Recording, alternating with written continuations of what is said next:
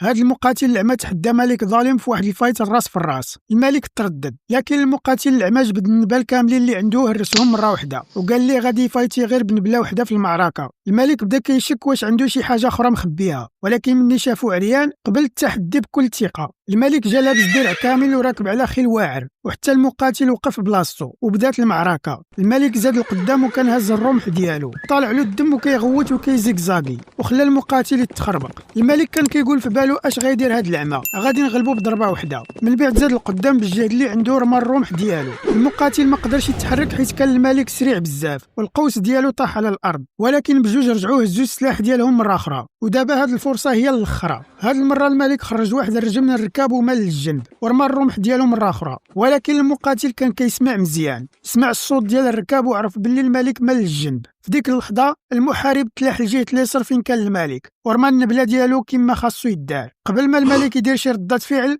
كانت اللعبة صافي سالات. لايك وسبسكرايب.